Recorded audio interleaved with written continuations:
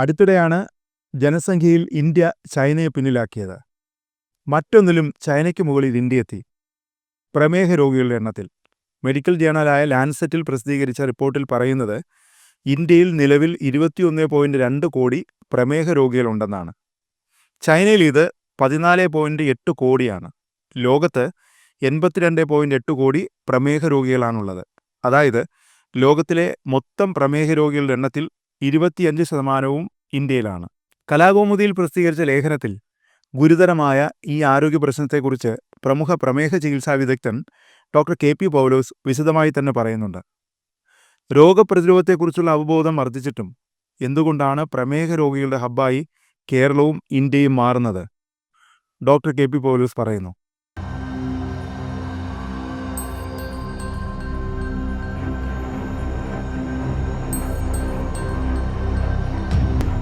ഇന്ത്യയിലെ പ്രമേഹ രോഗികളുടെ എണ്ണം 21.8 കോടിയാണ്. ഇന്ത്യക്കാർക്ക് കൂടുതൽ ഡയബറ്റീസ് വരാൻ ചാൻസ് ഉണ്ട്. ജനറ്റിക്സ് വഴി ജനറ്റിക്കായിട്ട് നമ്മൾ സൗത്ത് ഈസ്റ്റ് ഏഷ്യയിൽ ജീവിച്ചിരിക്കുന്ന ആൾക്കാർക്ക് ഡയബറ്റീസ് കൂടുതൽ വരാനുള്ള ചാൻസ് ഉണ്ടെന്ന് അത് ജനറ്റിക്കാണെന്ന് പ്രൂഫാണ്.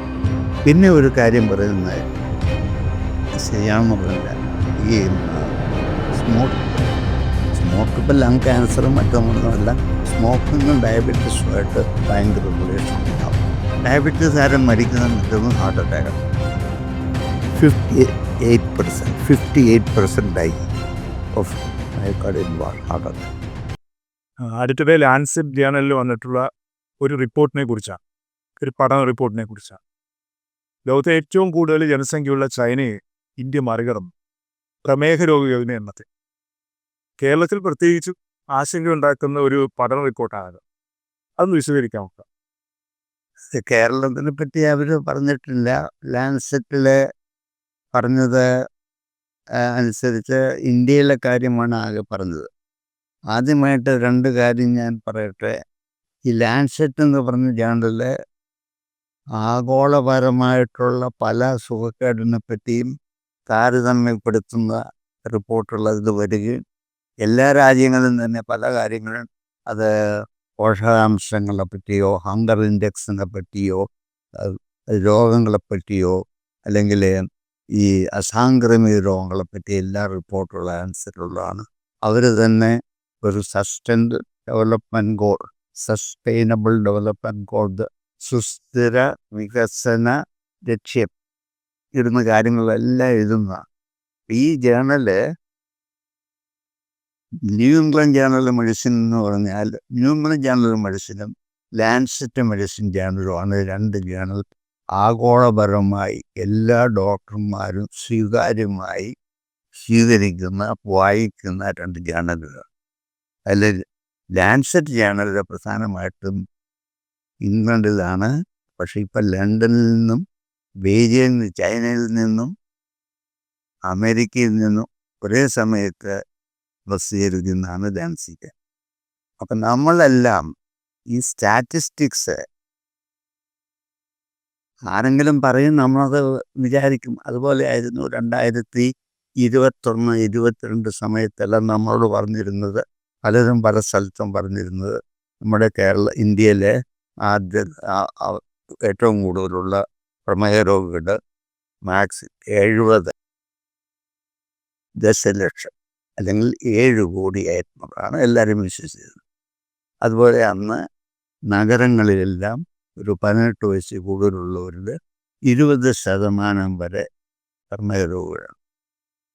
അന്ന് നമ്മൾ വിചാരിച്ചിരുന്നത് ജനസംഖ്യയിൽ ഏറ്റവും കൂടുതലുള്ളത് ചൈനയായിരുന്നു.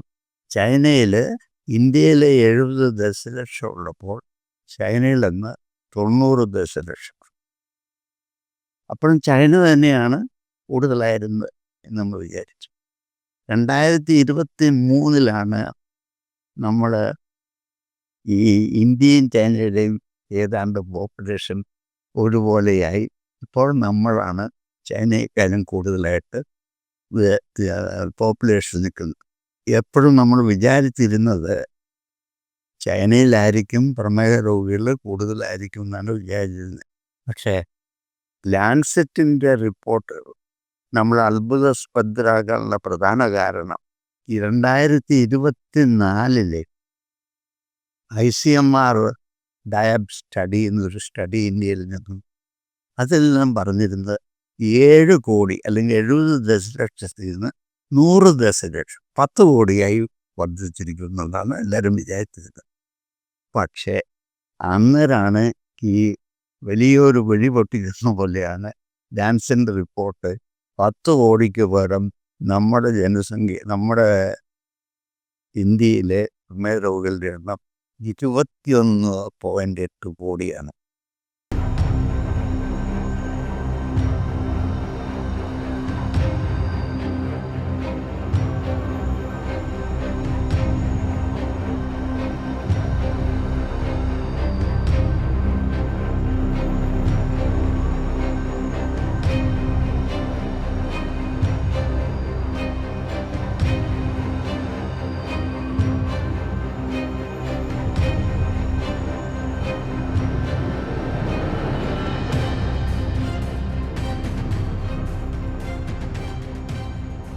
അപ്പോൾ ഇവിടെ ഈ പബ്ലിഷ് ചെയ്യുന്നവരും ഈ പബ്ലിക്കേഷൻ തമ്മിലുള്ള ഡിഫറൻസ് ഉണ്ട്. അന്താളിച്ച് എല്ലാവരും പോയി. അപ്പോൾ എന്തുകൊണ്ടിത് വന്നു? ഇവിടുത്തെ ഡാറ്റ തെറ്റാണോ? ഇവിടുത്തെ ഡാറ്റ കുക്കപ്പ് ഡാറ്റയാണോ? അത് ഇവർ സ്വീകരിച്ചിട്ടുള്ള മാർഗങ്ങൾ ശരിയാണോ എന്നുള്ള സംശയം. ലാൻസെറ്റ് പ്രസിദ്ധീകരിച്ചത് വെറുതെ ഒന്നുമില്ല, 170 രാജ്യങ്ങളും അവരുടെ ടെറിട്ടറികളും അതിലുള്ള 1100 പബ്ലിക്കേഷൻ, 1100 റിപ്പോർട്ടുകൾ പരിശോധിച്ച് അവർ ഈ റിപ്പോർട്ടുകൾ പരിശോധിച്ച ശേഷമാണ് അവർ പറയുന്നത് ഇന്ത്യയിലിപ്പോൾ 21.8 കോടി പ്രമേഹ രോഗികളുണ്ട്. അതേസമയത്ത് ചൈനയിൽ 14.8 കോടി പ്രമേഹ രോഗികൾ. അപ്പം നമ്മൾ പറഞ്ഞ 10 കോടി 21 കോടിയായിട്ടുള്ള വ്യത്യാസമുണ്ട്. അപ്പം ഈ റിപ്പോർട്ട് പബ്ലിഷ് ചെയ്തവർ, നമ്മുടെ ഇന്ത്യൻ റിപ്പോർട്ട് പബ്ലിഷ് ചെയ്തവരുണ്ട് ICMRന് മറ്റും. അതിൽ 2 കാരണങ്ങളാണ് ഈ ഡിഫറൻസ് എന്ന് പറഞ്ഞത്. ഒന്ന്, ഇപ്പം നമ്മുടെ ഇന്ത്യയാണ് ചൈനയിലും ജനസംഖ്യയും കൂടുതൽ. ഒന്ന്, ഈ ക്രൈറ്റീരിയ എന്ത് മാനദണ്ഡം സ്വീകരിച്ചാണ് ഈ ഡയബറ്റീസ് രോഗികളെ കണ്ടുപിടിച്ചത്. 2 പ്രധാന കാരണങ്ങൾ ഇന്ത്യയിൽ ഉള്ള മാനദണ്ഡം എന്ന് വെച്ചാൽ ഈ പ്രമേഹ രോഗികൾ കൺഫേം ചെയ്യാനായിട്ട് നമ്മൾ ചെയ്യുന്ന ഒരു ടെസ്റ്റാണ് ഗ്ലൂക്കോസ് ടോളറൻസ് ടെസ്റ്റ്. എന്ന് വെച്ചാൽ നിങ്ങളൊന്നും കഴിക്കാത്ത കാലത്ത്, പ്രഭാത ഭക്ഷണം പോലും കഴിക്കാതെ, ഒന്നും കഴിക്കാതെ ഒരു മുമ്പിലെടുക്കുക, നിങ്ങൾക്ക് 75 ഗ്രാമോ 100 ഗ്രാമോ ഗ്ലൂക്കോസ്, അത് കഴിഞ്ഞിട്ട് 2 മണിക്കൂർ കഴിഞ്ഞ് നിങ്ങളുടെ ഷുഗർ. അപ്പം നമ്മൾ വിചാരിച്ചിരിക്കുന്ന ഇങ്ങനെ തന്ന് നിങ്ങളുടെ ഷുഗർ 200-ൽ കൂടുതലാണ്. ഈ ഗ്ലൂക്കോസ് തന്ന് രണ്ടാമത്തെ ബ്ലഡ് ഷുഗർ 200-ൽ കൂടുകയോ ഫാസ്റ്റിംഗ് ആയിട്ട് 126-ൽ കൂടുകയോ ചെയ്താൽ നിങ്ങളുടെ ഷുഗർ.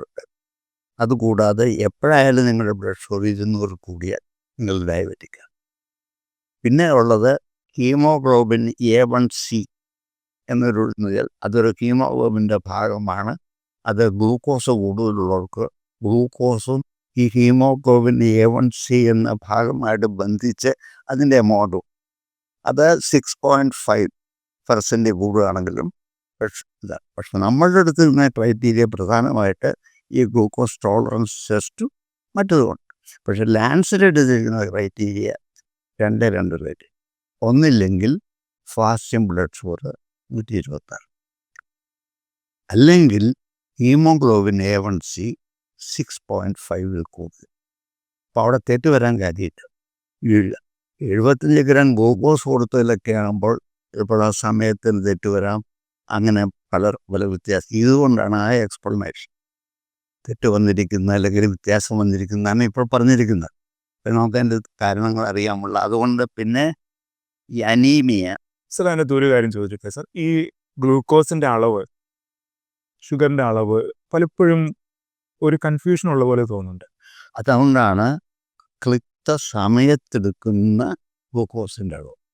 ഇപ്പം നിങ്ങൾ ഒരു 100 ഗ്രാം ഗ്ലൂക്കോസ് ഗ്ലൂക്കോസ് വെച്ചിട്ട് ഇപ്പം നിങ്ങൾക്ക് ഷുഗറുണ്ടോ എന്ന് അറിയാനായിട്ട് നിങ്ങളുടെ 1 മണിക്കൂർ കഴിഞ്ഞെടുത്തു, വേറൊരാളുടെ 1.5 മണിക്കൂർ കഴിഞ്ഞെടുത്തു. അങ്ങനെയല്ല, 2 മണിക്കൂർ കഴിഞ്ഞുള്ള വാല്യൂ അത് നമ്മൾ സ്റ്റാൻഡർഡൈസ് ചെയ്ത് തരും.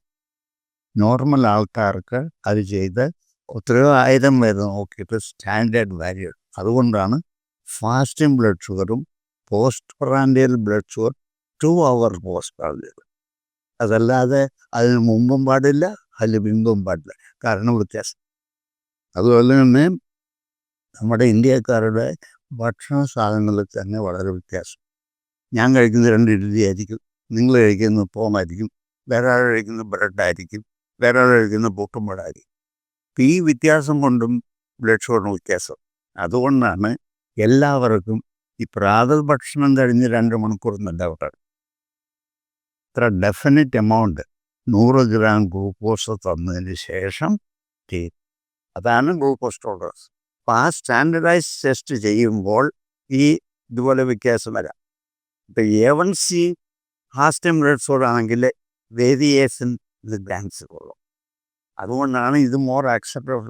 അപ്പം ഇതിൽ ഭയങ്കരമായ ഈ സർപ്രൈസിങ് അല്ല, ഇത് നമ്മൾ പേടിക്കേണ്ട കാര്യങ്ങളാണിത്. കാര്യം ചൈനയെക്കാളും 14 കോടി ചൈനയിലുണ്ടെങ്കിൽ നമുക്ക് 21 കോടിയാണ് ഇന്ത്യയിൽ വന്നിട്ട്. ദാറ്റ് മീൻസ് ആകെ ഉള്ളതിൻ്റെ 25% ഇന്ത്യയിലാണെന്ന്. ഈ 880 കോടിയാണ് ലോകം ആഗോളപരമായിട്ട് ഡയബറ്റിക്സ് ഉള്ളത്.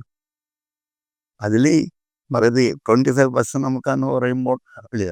അപ്പം ഇത് ശരിയാണെങ്കിൽ എന്തുകൊണ്ട് ഇങ്ങനെ റാപ്പിഡായിട്ട് ഉണ്ടായിക്കൊണ്ടിരിക്കും? ഈ 10 കോടി എന്ന് പറഞ്ഞപ്പോൾ 21 കോടി. ഇതിങ്ങനെ നമ്മൾ നോക്കിയില്ലെങ്കിൽ 40 കോടിയാണ്. വേണമെങ്കിൽ 50 കൊല്ലം കഴിഞ്ഞിട്ടായിരിക്കും. പക്ഷേ അപ്പം ഇതൊരു ജീവിതശൈലി രോഗം. ഈ ജീവിതശൈലി രോഗത്തെ ലൈഫ് സ്റ്റൈൽ, നമ്മുടെ ലൈഫിൻ്റെ ഇതുകൊണ്ട് നമ്മുടെ എന്താണ് വ്യത്യാസം? പണ്ട് കാലത്ത് ഇതുണ്ടായിരുന്നു. അപ്പം നമുക്ക് പലതിനും പല കാരണങ്ങളൊക്കെ. ഇന്ത്യക്കാർക്ക് കൂടുതൽ ഡയബറ്റീസ് വരാൻ ചാൻസ് ഉണ്ടെന്ന് ജനറ്റിക്സ് വഴി ജനറ്റിക്കായിട്ട് നമ്മൾ സൗത്ത് ഈസ്റ്റ് ഏഷ്യയിൽ ജീവിച്ചിരിക്കുന്ന ആൾക്കാർക്ക് ഡയബറ്റീസ് കൂടുതൽ വരാനുള്ള ചാൻസ് ഉണ്ടെന്ന് അത് ജനറ്റിക് ആണെന്നും പ്രൂഫുണ്ട്.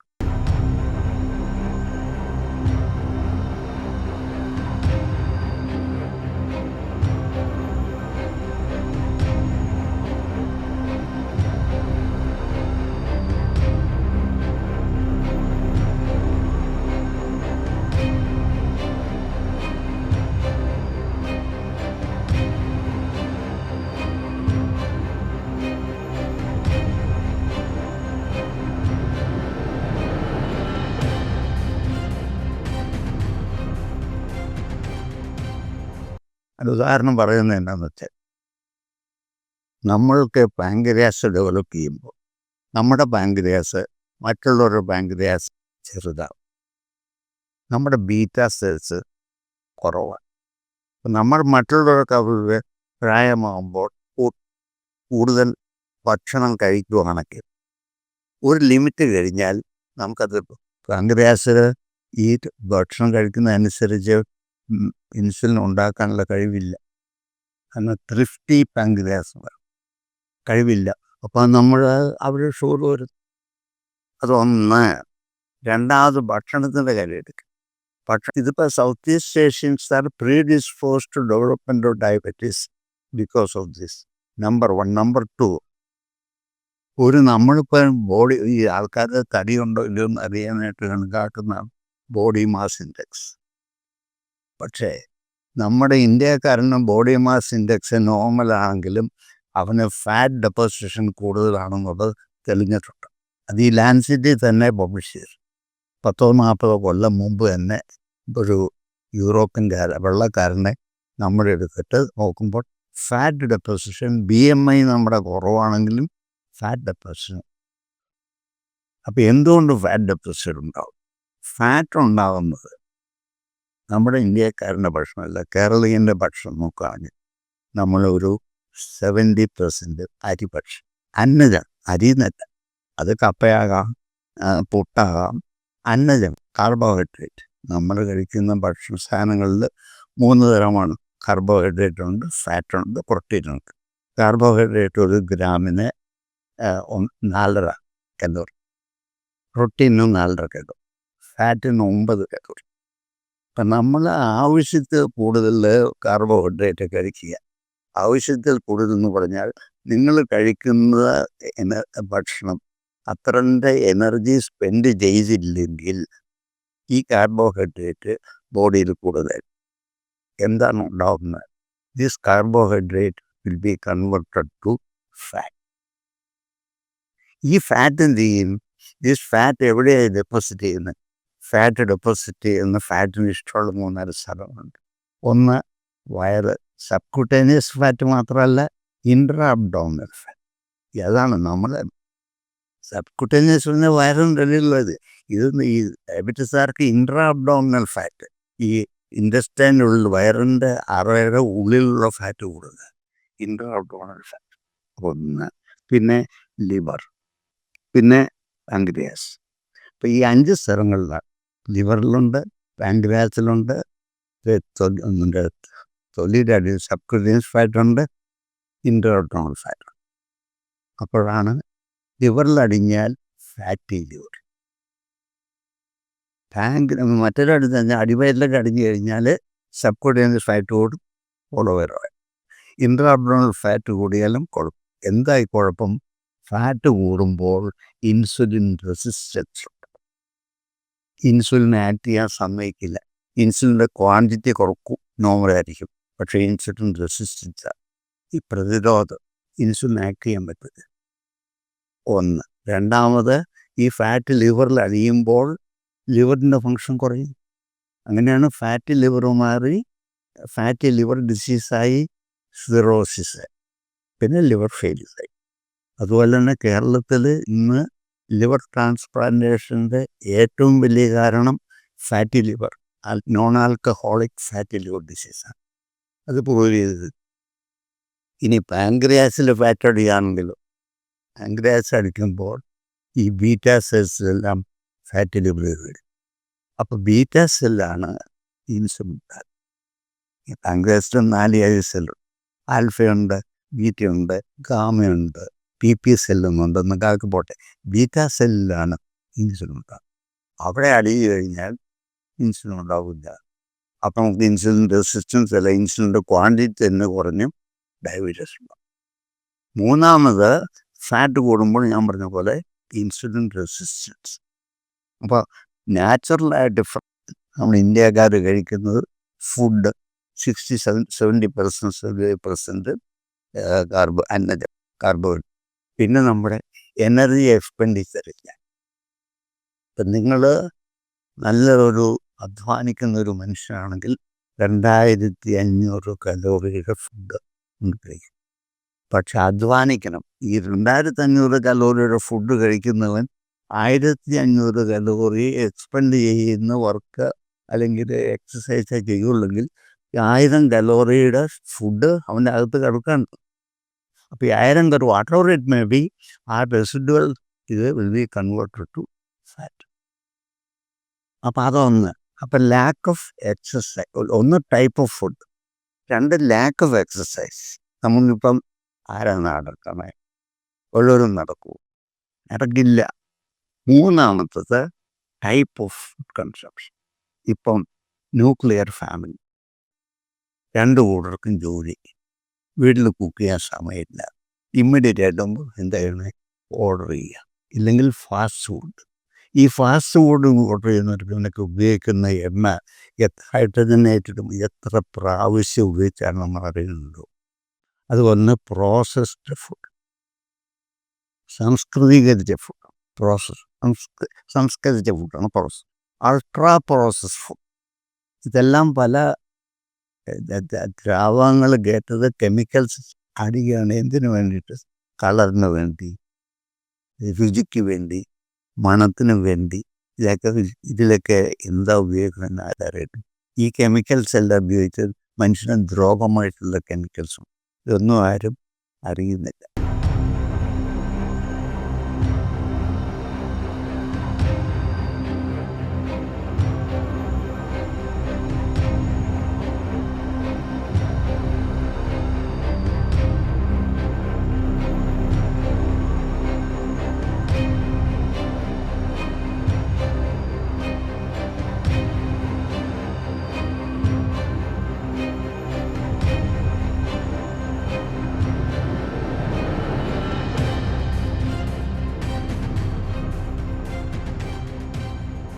പിന്നെ ഒരു കാര്യം പറയുന്നത് ശരിയാണെന്ന് പറഞ്ഞില്ല, ഈ സ്മോക്ക് ഇപ്പം ലങ് ക്യാൻസറും മറ്റൊന്നുമല്ല, സ്മോക്കിങ്ങും ഡയബറ്റീസുമായിട്ട് ഭയങ്കര റിലേഷൻ ഉണ്ടെന്നാണ്.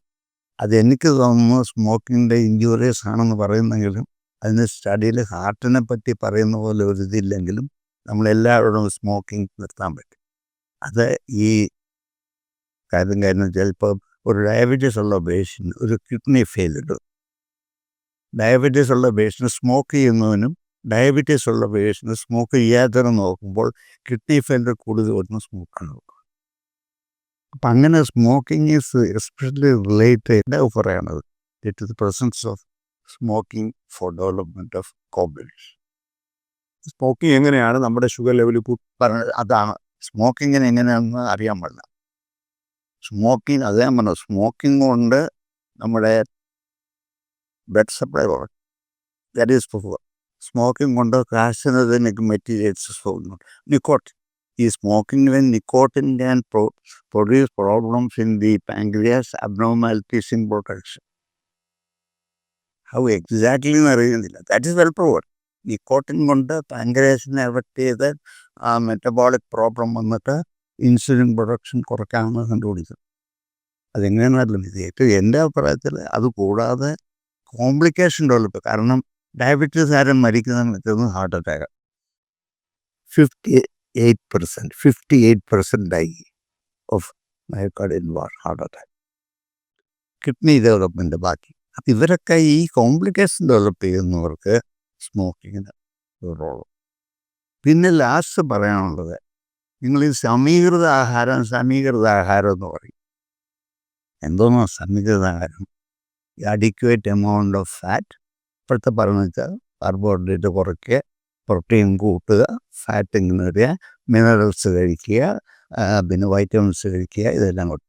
നമ്മളുടെ ഈ ഹങ്കർ ഇൻഡെക്സ് കാൽക്കുലേഷൻ, ഇപ്പം നമ്മൾ വേൾഡ് ഹങ്കർ ഇൻഡെക്സ് ഇത് നോക്കുമ്പോൾ നമ്മളുടെ ഇപ്പോഴത്തെ സ്ഥാനം 105 ആണ്. നേരത്തെ 111 ആയി.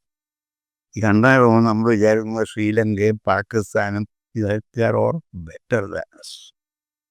അതെ, ഒരു വേൾഡ് ബാങ്കിൻ്റെ ഒരു കാൽക്കുലേഷനിൽ ഇപ്പോഴത്തെ ലേറ്റസ്റ്റ് പ്രൈസ് റൈസും എല്ലാം കൂടെ നോക്കിയിട്ട് അതിൻ്റെ ഒരു ഇതിൽ അവർ പറയണമെന്ന് വെച്ചാൽ ഒരു ആവറേജ് ഇന്ത്യന് സമീകൃത ആഹാരം, ന്യൂട്രീഷ്യസ് ഫുഡ് കഴിക്കുന്നതിന് ആവറേജ് ഇന്ത്യന് വേണ്ടത് $2.1 പെർ ഡേ. എന്നുവെച്ചാൽ ഇന്നത്തെ കണക്കനുസരിച്ച് 170-185 രൂപയാണ്. 170-175 രൂപയാണ് നമ്മുടെ വരുമാനം. നമ്മുടെ വരുമാനം ഇത് മാസത്തിൽ 5400 രൂപ. നമ്മുടെ വരുമാനം ഗ്രാമീണ 1200 രൂപ, ഒരു സിറ്റിയിലുള്ളവന് 1500 രൂപയായിരിക്കും. അതാണ് നമ്മുടെ ഹങ്കർ ഇൻഡെക്സിൽ. ഹങ്കർ ഇൻഡെക്സ് ഡിപ്പെൻഡ്സ് ഓൺ പേഷ്യൻറ്റിൻ്റെ ഹൈറ്റ്, വേസ്റ്റിങ്, എഡ്യൂക്കേഷൻ എല്ലാം കൂടെ നോക്കിയിട്ടാണ് ഹങ്കർ ഇൻഡെക്സ് വരുമ്പോൾ. പോവർട്ടി ലൈനിൽ താഴെയാണ് 25% ഇന്ത്യൻസ്.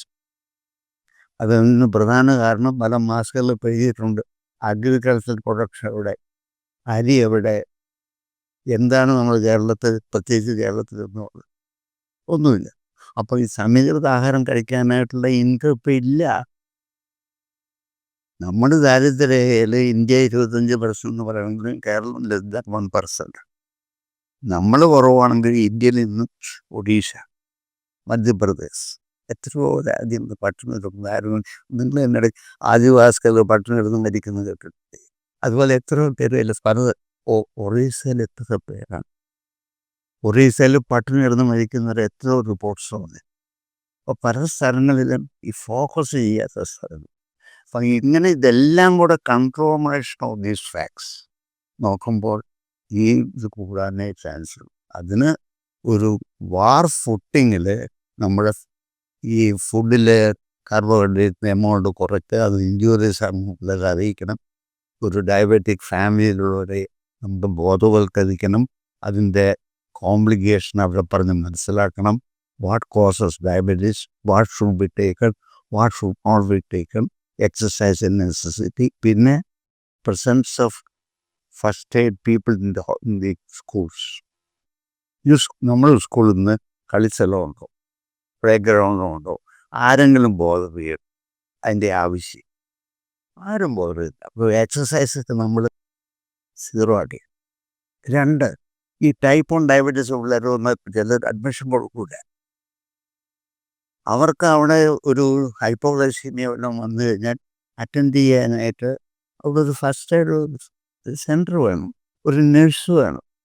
അതുപോലെ തന്നെ 3, ഈ സിംഗപ്പൂറും മറ്റതൊക്കെയാണെങ്കിൽ എല്ലാ സ്കൂൾസും കോളേജിലും ഒരു ടാസ്ക് ഫോഴ്സ്. ഇന്നത്തെ ആരാണ്, ഏത് സ്കൂളിലാണ് കണ്ടിന്യൂസ് ആയിട്ട് ഹെൽത്ത് എക്സാമിനേഷൻ ഉള്ളത്, പിള്ളേർ ആരാ ഈ ഹെൽത്ത് ചെക്കപ്പ് ചെയ്യുന്നില്ല. Every student in those hospitals outside western countries medical checkup. അപ്പം അവന് അന്ന് വന്നെങ്കിൽ അപ്പോഴേ തൊട്ട് തന്നെ ഈ ടാസ്ക് ഫോഴ്സ് അവനെടുത്ത് അന്ന് സ്പെഷ്യൽ ക്ലാസ്സുകളാണ്. അവൻ്റെ ഒബീസിറ്റി കുറയ്ക്കണം, അതിൻ്റെ ആവശ്യം എന്താണ്, അവൻ്റെ പേരൻസ് വിളിക്കുന്നു, പേരൻസിന് ക്ലാസ്. അങ്ങനെ നമ്മുടെ ചെറുപ്പത്തിലേ അവരെ ഇതിനൊക്കെ സമയമെടുക്കും. പ്ലേ ഗ്രൗണ്ട് വേണം ഫസ്റ്റ്. ഇതൊക്കെ ഇപ്പം നോക്കി കഴിഞ്ഞാൽ പല സ്കൂളുകൾക്കും പെർമിഷനെ കിട്ടും. അപ്പോൾ these are certain things we should be take. അത് കാരണമാണ് ഈ സ്റ്റാറ്റിസ്റ്റിക്സ് ഒക്കെ ആരെന്ന് പറഞ്ഞാലും ഡയബറ്റീസ് ലോകത്തുള്ളതിൽ 25% ഇന്ത്യയിലാണ്. ഇന്ത്യയിലെ ആൾക്കാർ വളരെ ലാക്സിറ്റിയാണ്, കുഴിമടിയന്മാർ. അതുകൊണ്ടാണ് നമ്മുടെ ഈ കേരളത്തിൽ തന്നെ പറഞ്ഞിരിക്കുന്നതാണ് ഈ ഒബീസിറ്റി ഉള്ളവർ 47%. ഡയബറ്റീസ് കേരളത്തിൽ നിന്ന് എടുത്ത സ്റ്റാറ്റിസ്റ്റിക്സാണ്. ഒബീസിറ്റി ഉള്ളവർ 47%, ഡയബറ്റീസ് 26%, ഹൈപ്പർ ടെൻഷൻ 40%. പിന്നെ കൊഴുപ്പ് അടിഞ്ഞോറെന്ന് പറഞ്ഞാൽ ഈ അബ്ഡോമിനൽ ഒബീസ് ആണ് 62%. Abdominal obesity 60%. അതിനൊക്കെ ഈ അബ്ഡോമിനൽ ഒബീസിറ്റിയും ഒരു മെഷർമെൻ്റൊക്കെ ഉണ്ട്. അത് വേസ്റ്റ് ഹിപ്പ് റേഷ്യോ ഇങ്ങനെയൊക്കെ കാൽക്കുലേറ്റ് ചെയ്യുന്നത്. അത് ഇന്ത്യക്കാർക്ക് ഒരു പ്രത്യേക ഇൻഡെക്സാണ് മറ്റൊരൊക്കെ. കാരണം നമ്മൾ ഫാറ്റ് ഡെപ്പോസിഷൻ കൊടുക്കാം. അപ്പം ഇങ്ങനെ ചെയ്താലേ ഇത് നമ്മളിപ്പോൾ എക്സ്ക്യൂസ് പറയുകയല്ല, നമ്മൾ തെറ്റിപ്പോയെന്ന് സമ്മതിക്കേണ്ട കാര്യമില്ല. പക്ഷെ കൂടുവാണെന്നുള്ളതാണ് സംശയമൊന്നുമില്ല. അറിവുണ്ടെങ്കിലും നമ്മളത്. പിന്നെ ഞാൻ പറഞ്ഞത് ഈ ഡയബറ്റീസ് കൊണ്ട് ആരും ചാവില്ല, ഡയബറ്റീസ് കൊണ്ട് സിംറ്റം ഉണ്ടാവില്ല. ഇന്നൊരു പേഷ്യൻ്റ് ഉണ്ട്, 4 കൊല്ലമായിട്ട് അത് 2ാമത്തെ ഗർഭിണി പ്രസവം കഴിഞ്ഞിട്ട് ഷൂട്ടാണ്. ഈ 4 കൊല്ലമായിട്ട് ഒതുക്കി ചെയ്തു. ഇപ്പം 3ാമത്തെ പ്രസവത്തിന് വന്നിരിക്കുക. ഇപ്പം ഗർഭിണിയാണ്. ഇന്ന് 4 വർഷമായിട്ട് മരുന്ന് വെച്ചിട്ട്. അപ്പോൾ ഇപ്പം എനിക്ക് പേടിയാണ്. ഇത് ഫസ്റ്റ് മന്ത് കഴിഞ്ഞു, ഇൻസുലിൻ കൊടുക്കണോ, ഷുഗർ പെട്ടെന്ന് കൺട്രോൾ ചെയ്തെങ്കിൽ കൊച്ചിൻ്റെ ഫസ്റ്റ് 3 months ഡെവലപ്മെൻറ്റ് സ്റ്റേജാണ്. പലരും നമ്മുടെ ലാക്സിറ്റി ഓഫ് നോളജ്